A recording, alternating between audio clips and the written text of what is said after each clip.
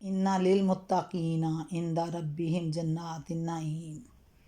इन्ना लिलमुत्तकीन, अल्लाह के पास मुत्तकियों के लिए, इंदा रब्बिहिम, उनके रब के पास, जन्नातिन नईम, नेमतों भरी जन्नतें हैं। यकीनन अल्लाह के पास मुत्तकी लोगों के लिए, परहेज़गार लोगों के लिए उनके रब के यहाँ नेमत भरी जन्नतें हैं।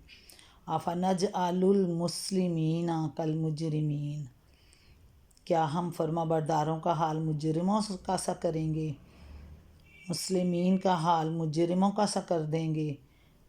मालाकुम, क्या हो गया तुम लोगों को, कैफ़ तहकुमून, तुम कैसे हुक्म लगाते हो।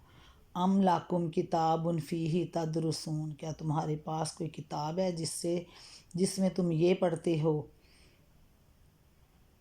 इन्ना लाकुम फ़ीही लमा तखय्यरून, तुम्हारे लिए ज़रूर वहाँ वही कुछ है जो तुम अपने लिए पसंद करते हो।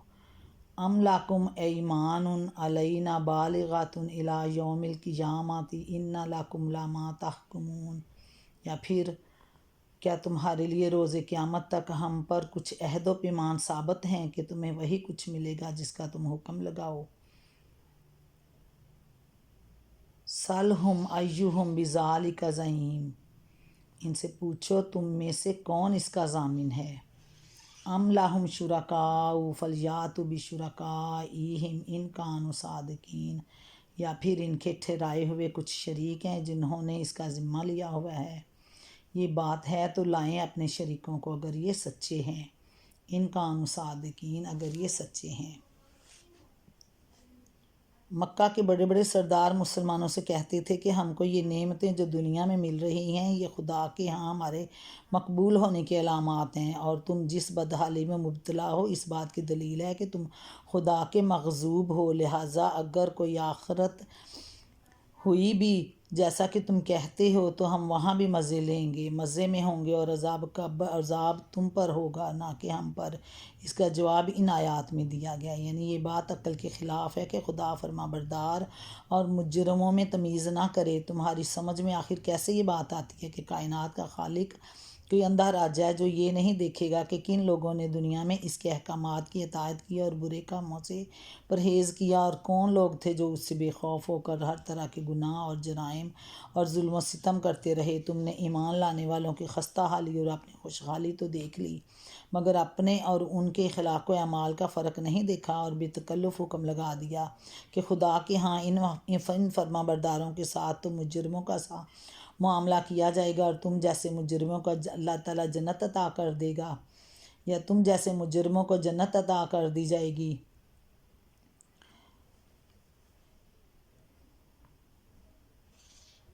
अम लाकुम किताबुन फ़ीही तदरुसून, यानी अल्लाह ताला की भेजी हुई किताब।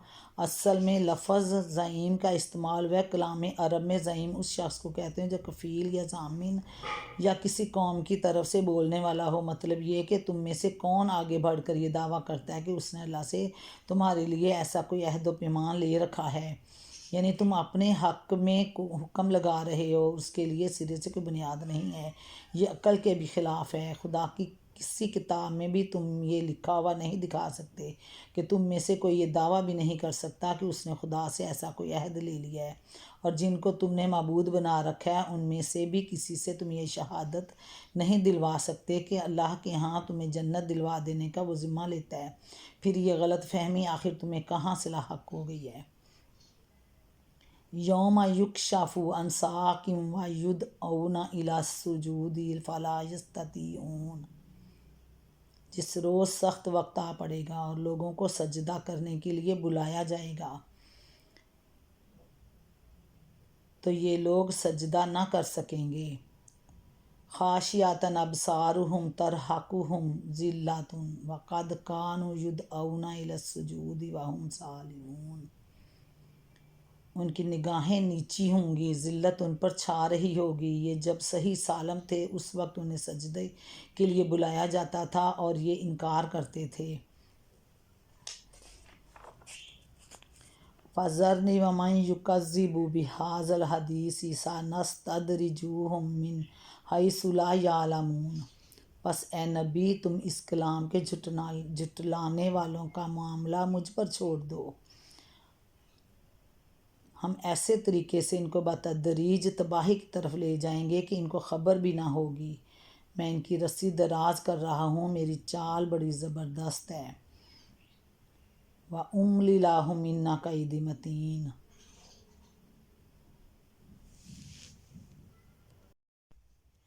یوم یکشف عن ساق، اصل الفاظ ہیں یوم یکشف عن ساق، جس روز پنڈلی کھولی جائے گی۔ صحابہ اور تابعین کی ایک جماعت کہتی ہے کہ یہ الفاظ محاورے کے طور پر استعمال ہوئے ہیں۔ عربی محاورے کے مطابق سخت وقت آ پڑنے کو کشف ساق سے تعبیر کیا جاتا ہے۔ حضرت عبداللہ بن عباس رضی اللہ تعالیٰ عنہ نے بھی اس کے یہی معنی بیان کیے ہیں، اور ثبوت میں کلام عرب سے استصحاء کیا ہے کہ ایک اور قول جو ابن عباس اور ربیع بن انس سے منقول ہیں، اس میں کشف ساق سے مراد حقائق پر سے پردہ اٹھانا لیا گیا۔ اس تعویل کی روح سے معنی یہ ہوں گے کہ جس روز تمام حقیقتیں بے نقاب ہو جائیں گی اور لوگوں کے اعمال کھل کر سامنے آ جائیں گے، جس روز سخت وقت آن پڑے گا یعنی قیامت کے روز، اور لوگوں کو سجدہ کرنے کے لیے بلایا جائے گا تو یہ لوگ سجدہ نہ کر سکیں گے جو آج انکار کر رہے ہیں۔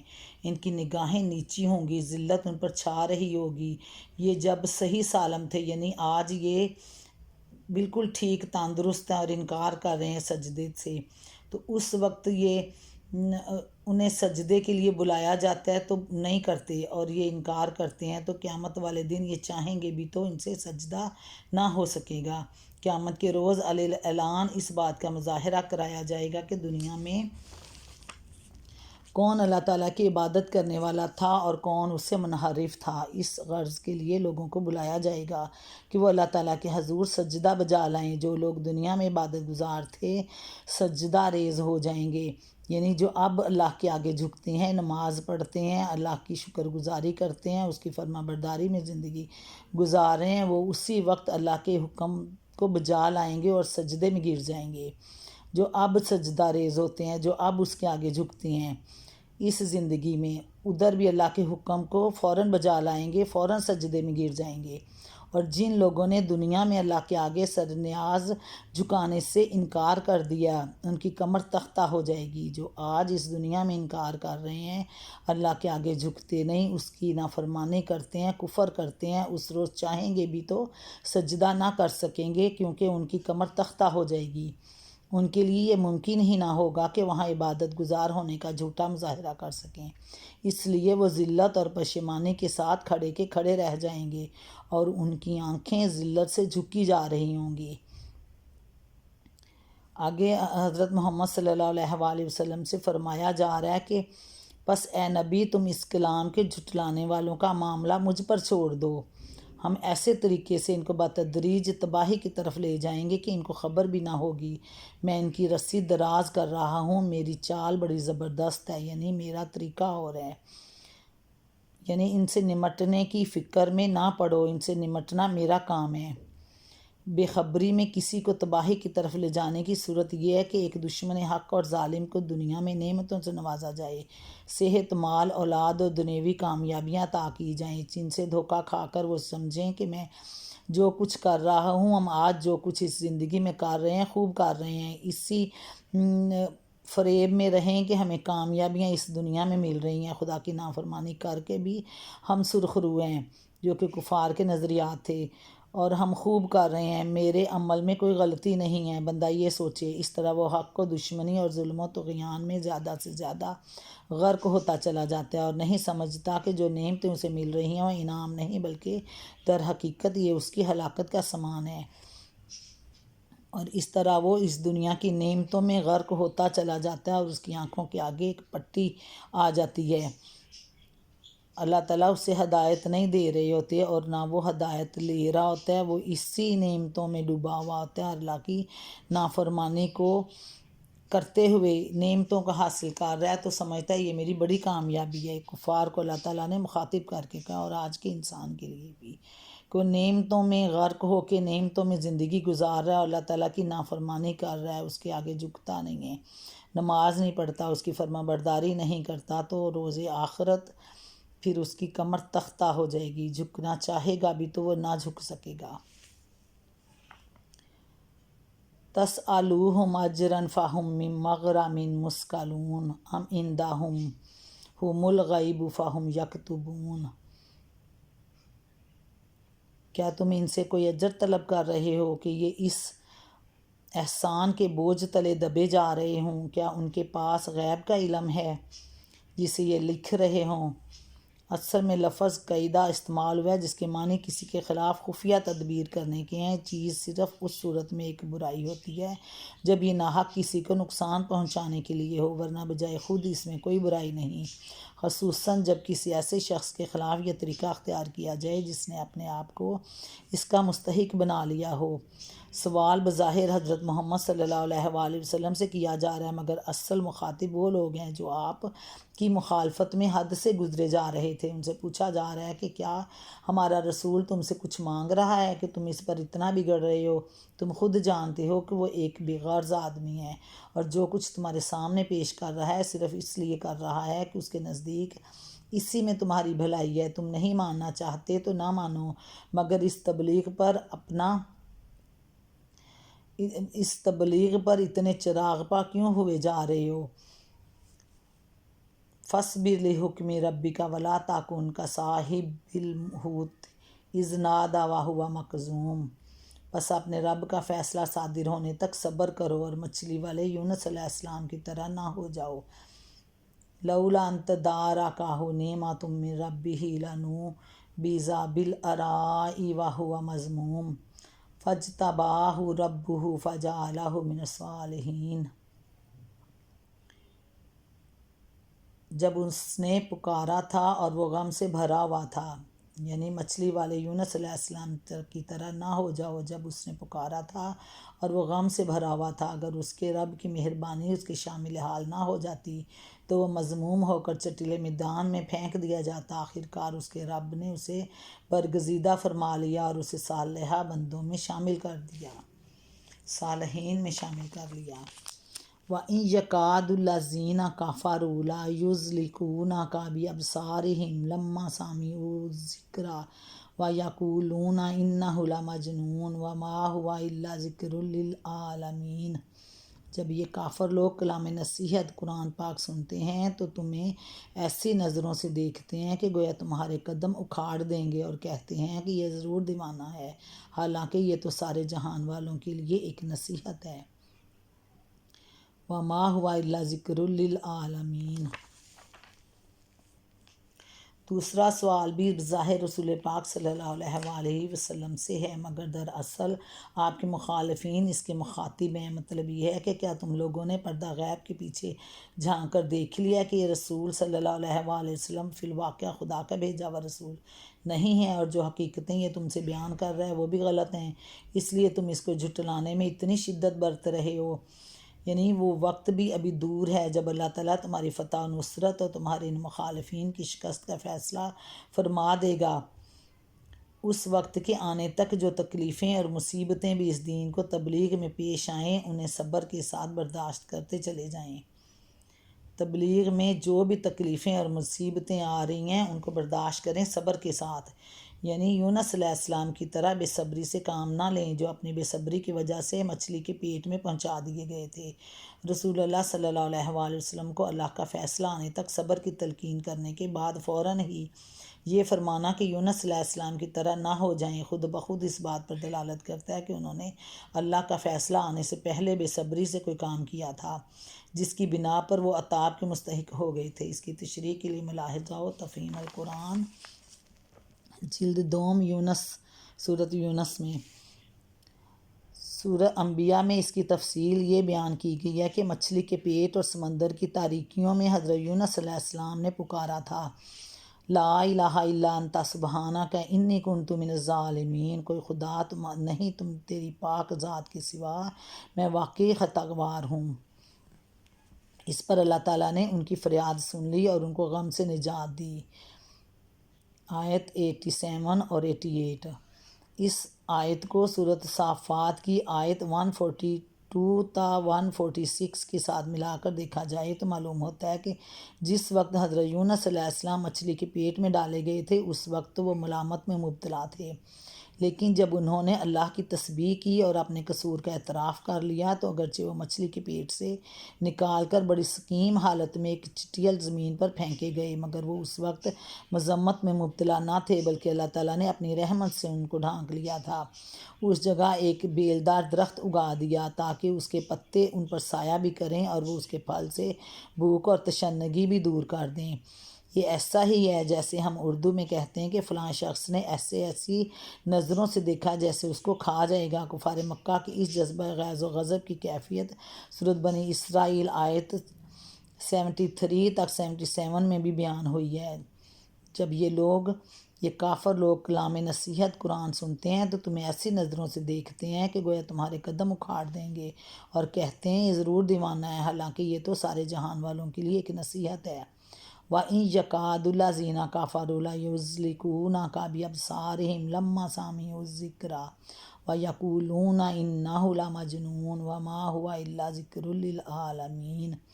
اور یہ سارے جہان والوں کے لیے ایک نصیحت ہے قرآن پاک۔ بسم اللہ الرحمن الرحیم۔ سورۃ قلم مکی ہے اور اس کی 52 آیات ہیں۔ نون، قسم ہے قلم کی اور اس چیز کی جسے لکھنے والے لکھ رہے ہیں۔